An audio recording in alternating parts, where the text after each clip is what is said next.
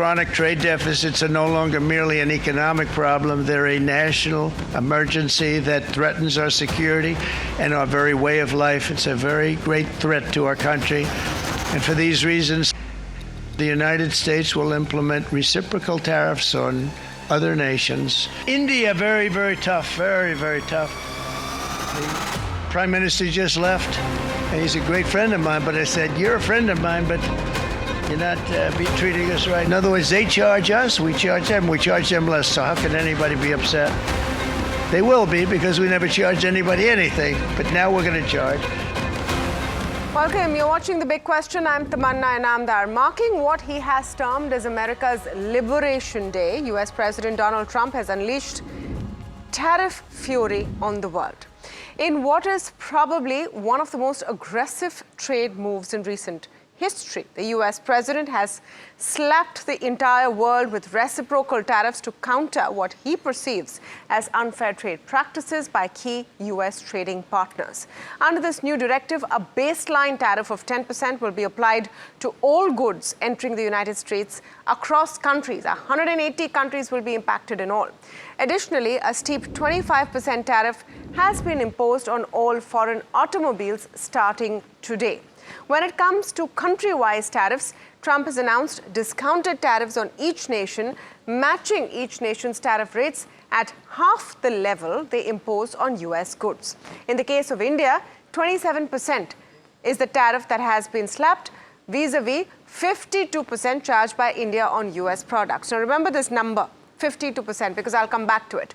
The methodology for calculating this figure is what is in question.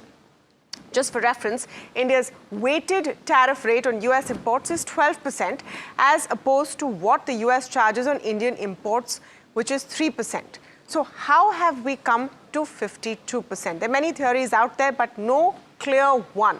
One theory doing the rounds is that this is just basically the deficit between any two nations divided by the amount of imports from that nation. In India's case, that figure comes to 52%, half of it 26 or 27%.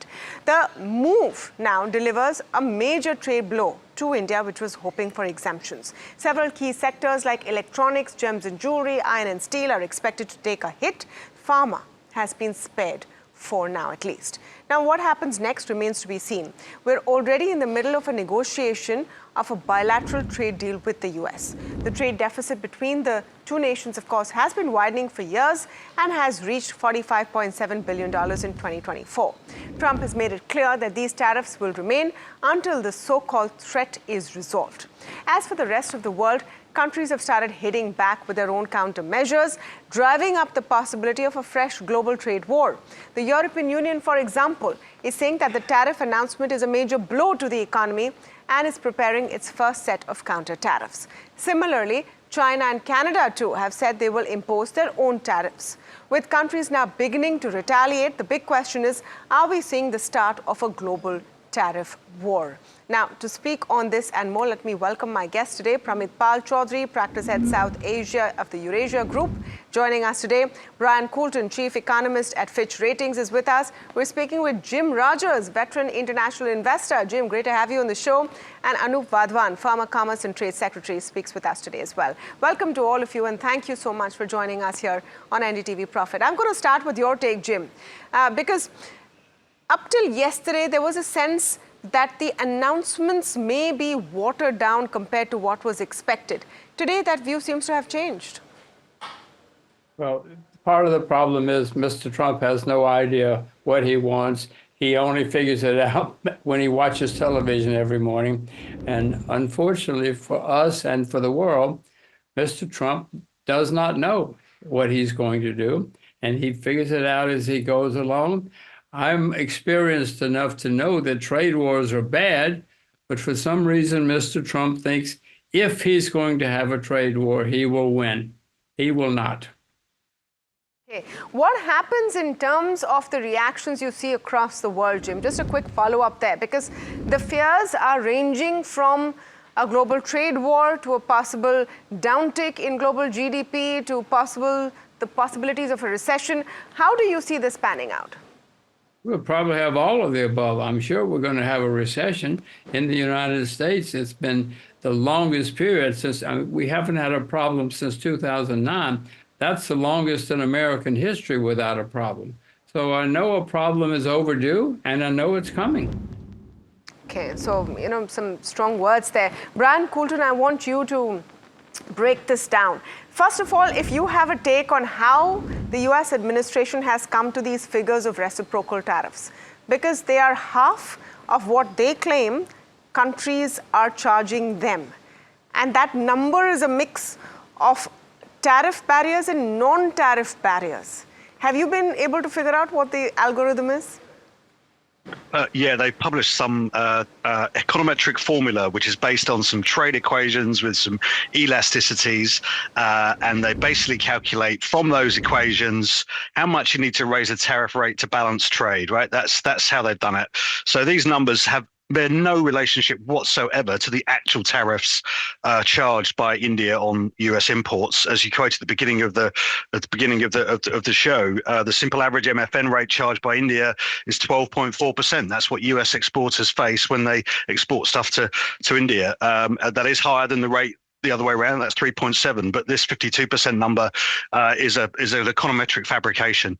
But that's what they've used, and we've ended up as a result of this with an outcome that is worse than anybody's worst case scenario for US trade protectionism. This is an absolute shocker. You're the second person today who I've heard saying this on our channel, Brian. This is worse than the absolute worst case scenario. I just want to, and you've called it a shocker. I just want to come back to you on that. What was the worst case scenario, and why is this the absolute worst? Is there any glimmer of hope that this will be reversed in some sense? It's a start of a negotiation, etc.? Well, the worst case scenario that everybody had in their mind was, let's take Trump at face value, the things he was saying before the election. And he was talking 60% on China, 20% on the rest of the world, and 10% on Canada. So, we're now looking, we think, at 12 to 15% on Canada, probably 65% on China. We're still trying to work out exactly what the number is, but we think it's probably now 65% on China. And then we've had this whole suite of 25 to 35% rates charged across East Asia. So this is, we were worried that we were going to go back to the 1930s. It looks like we've already gone back to the 1910s. The 1930s is looking mild. This is worse than the 1930s. How does this then play out? Let me come to Pramit Pal on this before I come to the India question specifically in the next leg of the conversation. Let's just set the tone over here and what's happening globally. Pramit, is this politics playing out? Is this an earnest, some might call it misguided, but an earnest attempt to make in America again? What do you think is going on?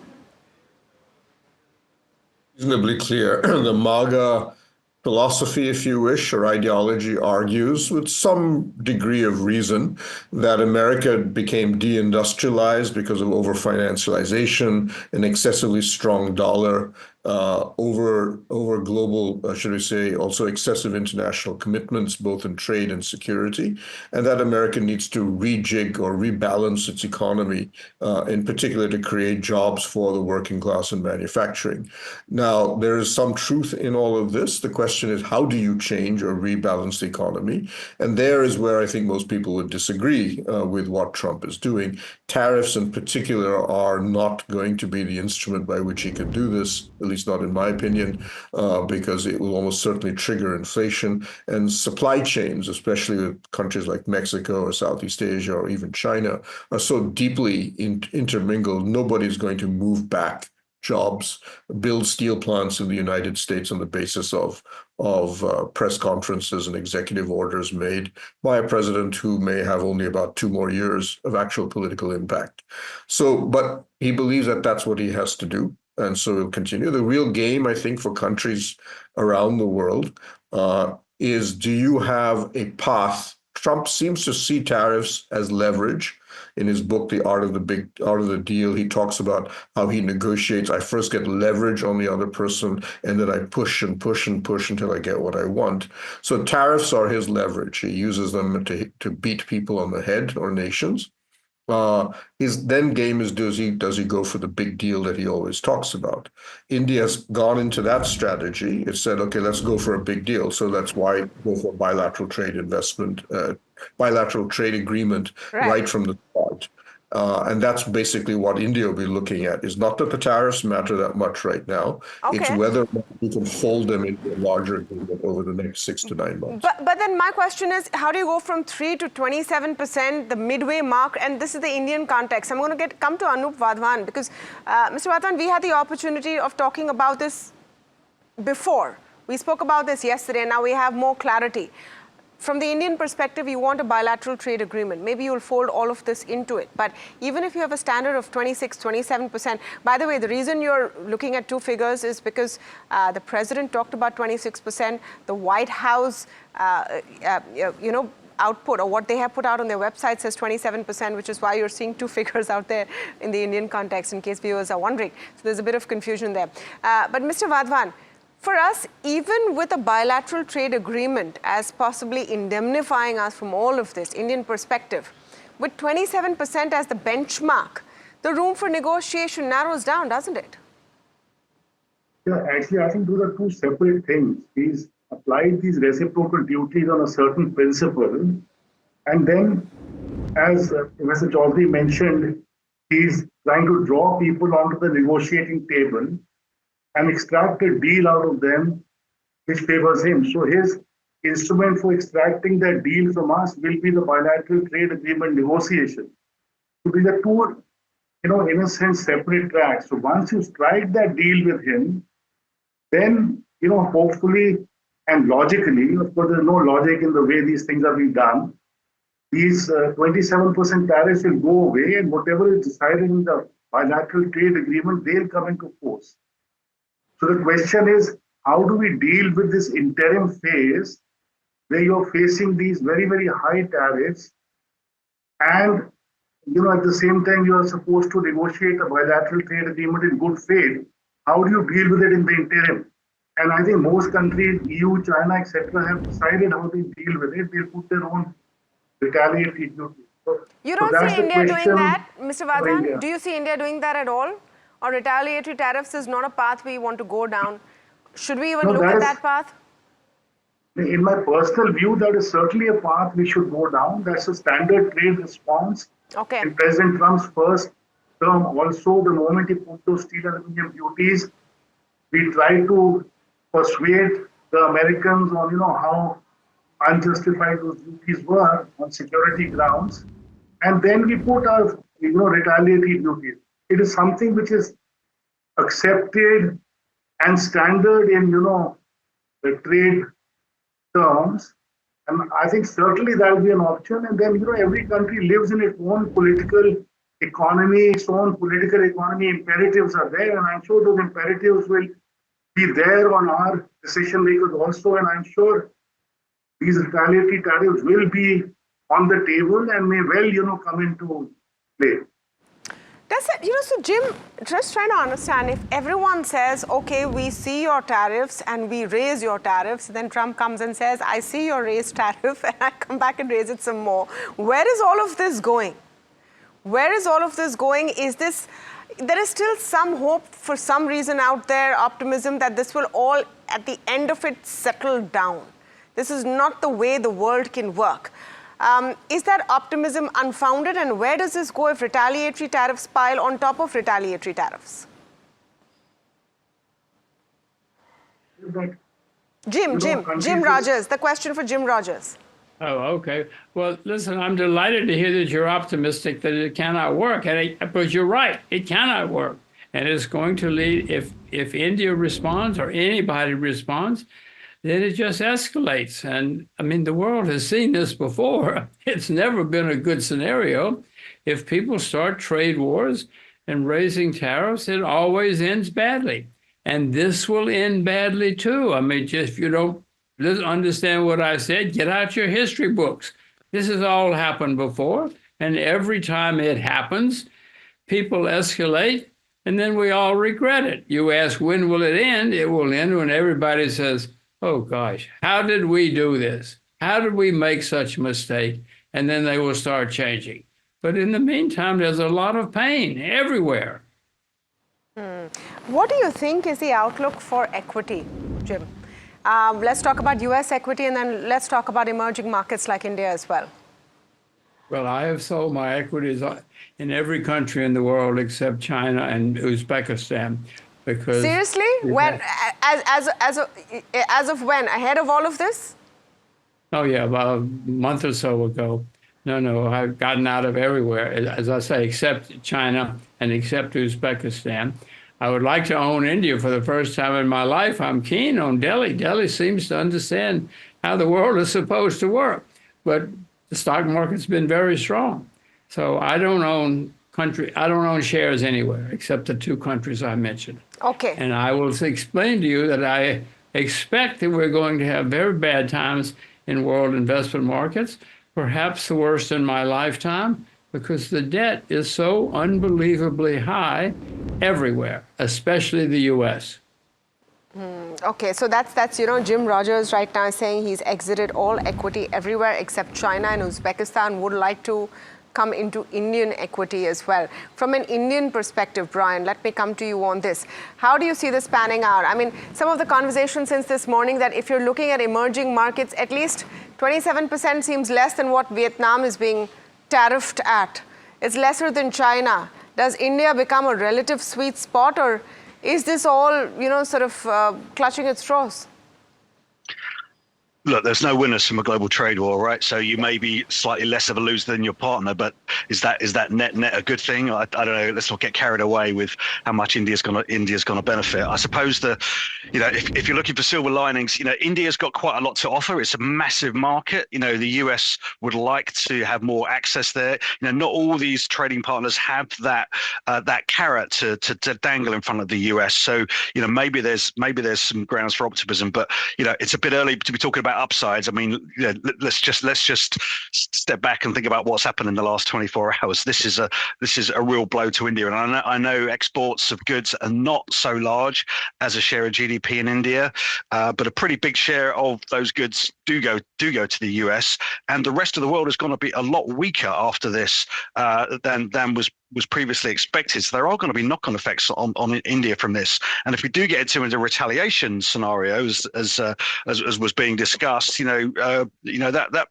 potentially pushes up prices in India. So that's a trade-off that the authorities will have to think about very clearly. But I don't see this being a source of upside at all for India. Yeah, okay, no, that's a bit of a reality check there. Pramit, I'm wondering what happens from here on. Does the world become more inward-looking, individualistic? From an Indian perspective, economy-facing companies, businesses that are focusing on India's own inherent market strength, etc., that becomes more important going forward. And does the world try to figure out how to trade with each other without the US in the picture? Well, I think that for India, the game right now, as I said, the BTA, we already have lined up sectoral negotiations at a rapid pace over the next several weeks. I do not believe India will retaliate. In fact, I think most Asian countries have decided not to retaliate. The Europeans and the Canadians have said they will. They have said they will. They have not actually done anything yet. But for India, it makes no sense to retaliate at a time when they are in the midst of the negotiations. Second, I think, yes, what we are seeing is the breakdown of the WTO. What is clear in the negotiations that India had with America was basically when India would say, if we concede this tariff to you, remember India has tabled a 0-for-0 tariff for 70% of all manufactured goods, really exempting only agriculture. And this has been supported by Indian industry. The American response was, why should China benefit from this? And India said under the MFN status of the WTO, and the American negotiators, we don't support the WTO anymore. It's dead. So your WTO is going to fall apart. It'll crack on the seams, and very quickly, rapidly, country after country will sign agreements with the United States in which they will basically ignore the MFN's rule. If that happens, and I think it will, we'll start to see not so much as individualism, but you will start to see localized supply chains. You will start to see supply chains that focus on certain regions of the world or countries that you are willing to work with.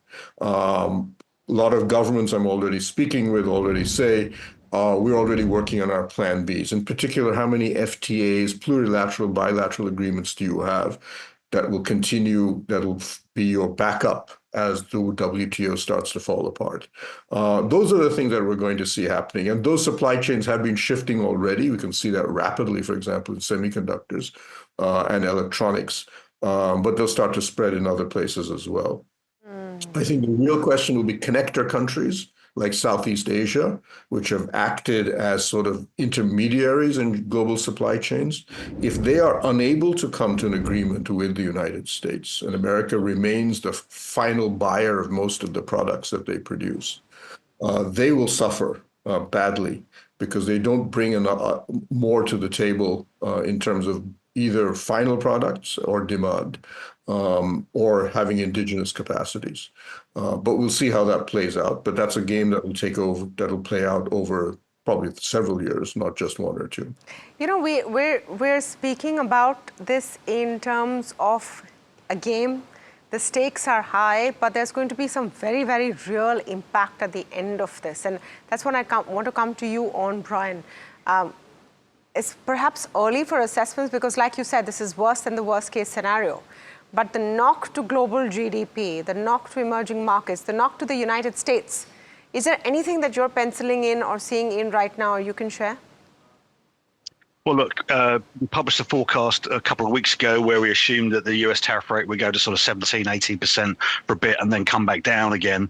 And on that basis, already we were cutting our US growth forecast to about 1.5%. Remember the US exceptionalism. Remember that one? Like the last 2 or 3 years, the US economy's been growing at about 3%. Been doing really, really well despite the apparent disaster that the Trump and the team seem to be trying to articulate that he's fixing. Growth halving to 1.5% would imply unemployment rising, but after these numbers, I think we're going to have to look again. I think the risk of US recession is rising quite significantly. The shock to East Asia is much bigger than we had penciled in. The shock to Europe is bigger than we penciled in as well, and that comes against the backdrop of a pretty weak economy. So. We'd already expected global growth to slow to well below trend, just above 2%. But I think we're looking at something significantly worse now. And maybe I can just come back on the previous speaker's point about the end of the multilateral trading framework of the WTO. I think that's an absolutely spot on perception. But think about what that's going to mean. I mean, the beauty of the WTO MFN tariff was that everybody knew what the tariff was for all goods going into that country from everywhere, right? It's a simplification mechanism. Although there was lots of products, but everybody selling those products knew what the tariff rate was. We're going to be moving to a world where there's different rates for different countries. It's going to be the cost of doing business globally is going to go up very, very significantly, and that's not going to be good for global growth in the medium to long term. That is one of the risks. Does this really end up in liberation of the US economy, or does this now herald a fresh round of tariff wars, negotiations? You have to watch this space. Suffice to say, from all asset classes and investment purposes, you're going to see a lot of turbulence in the days to come before the dust clears. Meanwhile, thank you so much to all of you for joining us today on the show, and thank you to all of our viewers for tuning in as well. We'll take a very short break, but we're right back with all the latest on NDTV Profit.